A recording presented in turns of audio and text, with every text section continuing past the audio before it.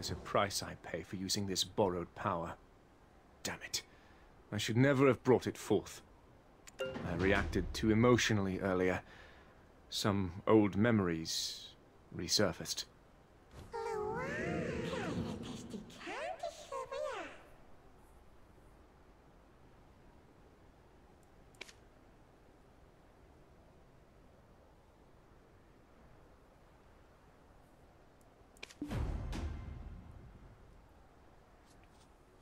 You were sent by the Aubet shaman, Invish. It pains me to say this, but there is no path through the forest that will completely avoid the Oak Jinshini.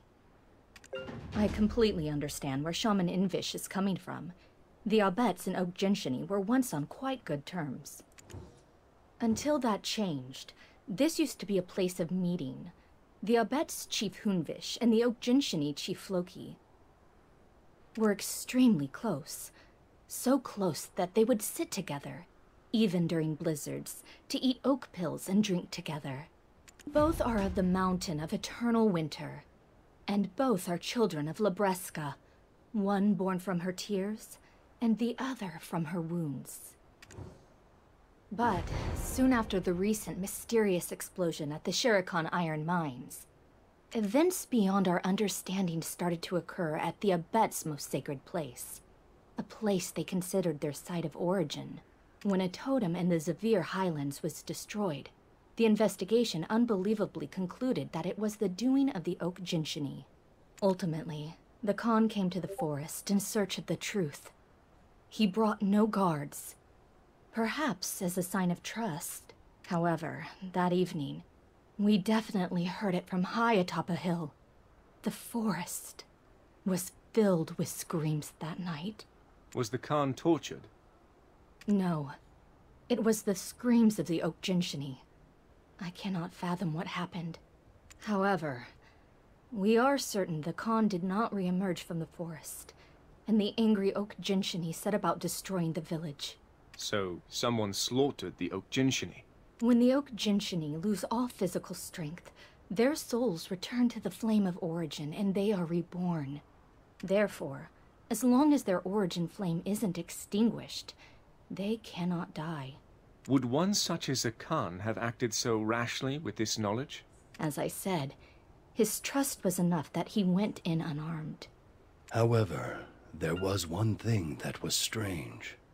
The leader wasn't with the group that attacked the village, so the Oak Jinshini Chief Floki has also completely disappeared.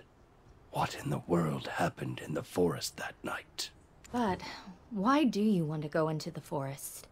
Where life and death cycles in the heavens. Is this the flame of origin you mentioned before? Ah, yes. It is also referred to as such. But you can't go there right now. I was informed by Alici at Mountaintop Guard Post that the path of prophecy within the Jade Starlight Forest, where the flame of origin resides, is currently blocked by a mysterious wall. Thankfully, we have Assistant Pippet helping us conduct our investigations. Did you not just say going into the forest is dangerous? Well, Pippet is a Frosttail weasel, so the Oak Jinshini won't attack him. Pippet said that the wall that blocks the path of prophecy appears to deteriorate as more Oak Jinshini return to the flame of origin. It's time for you to pull your weight. Cut the Oak Jinshini down and open up the way for us. I need to rest and reserve my strength. When you're ready, let's meet at the Mountaintop Guard Post. Uh-oh. Where did it go? I just lost it. How about you?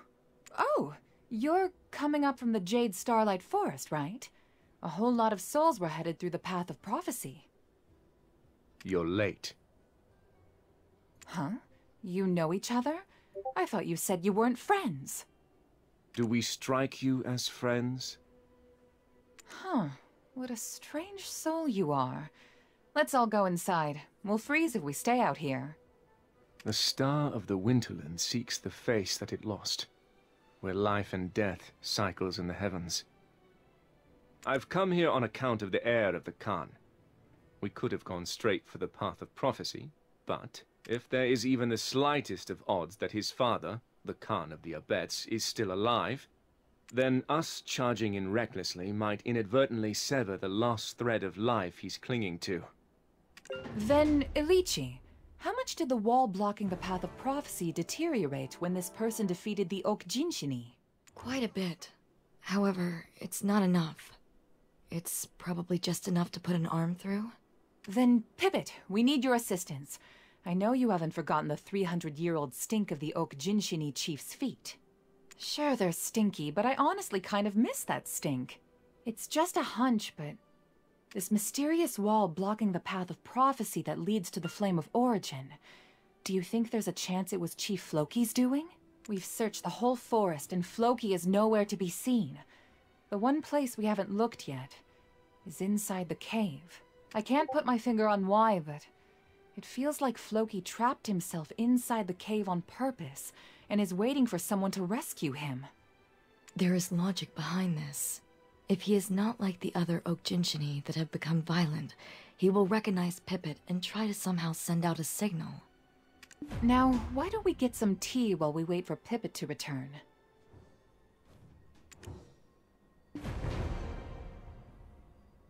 What's that pattern on your skin? If it's a curse, I can take a look at it for you. Those clothes. You've worn them ragged. Ever thought about a new look?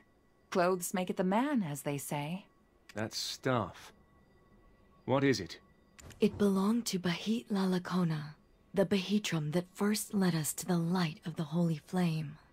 It was the first thing given to him by the Okjinshini when he arrived at the mountain. Legend tells that it will light up when the Yeenix returns to the mountain. It is shining, but the light is so dark. None of us have actually seen the fire for ourselves. Only he has. So, I see you've come to the mountain to erase that pattern that brands you. My goodness! Ilichi, you have the ability to gaze into people's souls? I never knew. As brilliant cities and temples collapse, and Orzeka's power dissipates, a leader among them left the cursed, forgotten, ancient kingdom behind. With a crown made from unknown bones, he calls himself Belmorn, descendant of the kingdom of Orzeka, and names this land the Hexe Kingdom. The very same words that constantly go through my mind. How much do you know about the Orzeka records? I want to know more about the Yeenix. If you want to know, see for yourself. All the records here were recorded by Bahit Lalakona.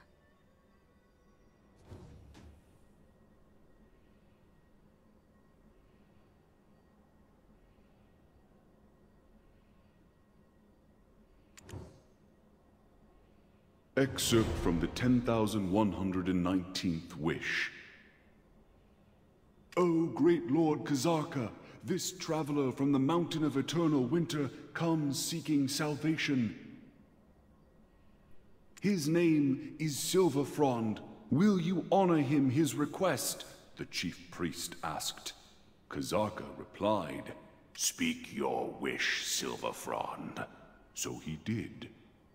I am cursed for loving a witch, since such love was forbidden. I know my beloved cannot be brought back to life, so I ask only that you remove the curse placed upon me by her 6 sisters. I will grant you your wish, Kazarka replied. but you must bring me the Yeenix, the Holy Flame. Nestled in the heart of the dragon that dwells in the Mountain of Eternal Winter, I will use the flame to rid you of your curse. Excerpt from the 13,000th Wish. O great Lord Kazarka, the traveler from the Mountain of Eternal Winter returns. When he heard the chief priest say this, Kazarka bade Silverfrond forward. Silverfrond, show me the Yeenix. But Silverfrond was not alone when he came bearing the Yeenix, for with him were those known as the Knights of Dawn. Orzeka fell soon after, and with its fall, Bahit Lalakona had a revelation. From that day forth, he and his people turned their worship to the holy flame that had consumed Kazarka instead. Once the turmoil that arose from Kazarka's fall had settled, I made for the Mountain of Eternal Winter to seek the holy flame. But the flame was not there. Silverfrond, the Knights of Dawn, neither had returned to the mountain. The Mountain of Eternal Winter was without the Yeenix. The golden dragon that once embraced the Yeenix was losing her sanity. Something was gnawing at her from within. But when her tears fell and met the snow, new life suddenly bloomed like a wave of violets swaying in the wind. I named them the Oak Jinshini. The golden dragon then toppled over, and from her wounded flesh sprung more life. These I named the Abets. Finally, from her well-guarded embrace came forth those covered in dragon blood. They would come to be known as the Guardians. I then heard woeful cries coming from the foot of the mountain. The 6 witches had passed. In their wake emerged mutants, humans who had absorbed the essence of the witches and now wrought destruction upon their village. Thus was the second death of the golden dragon Labreska, a death that would cause a cataclysm of chaos to befall the Mountain of Eternal Winter. Super fascinating stuff, right? I keep trying to read it myself, but it's quite a slog. I guess you're more determined than you look. When will Pippet return? He's your only assistant, is he not? We can always make room for more assistants. Why? Do you want to be my assistant?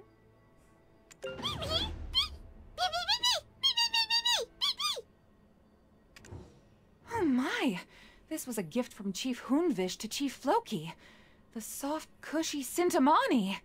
My hunch was right. Chief Floki is living inside the cave. The path ahead of us won't be easy. If we intend to weaken the wall enough to break through, then we will need to take down many more Oak Jinshini. Let's go. No, I need you to stay here. The soft, cushy Sintamani might have a hidden code on it. Does your tongue speak the truth? If this is some manner of deception... Only one way to know for certain. Plus, it'll give us time to get to know each other better.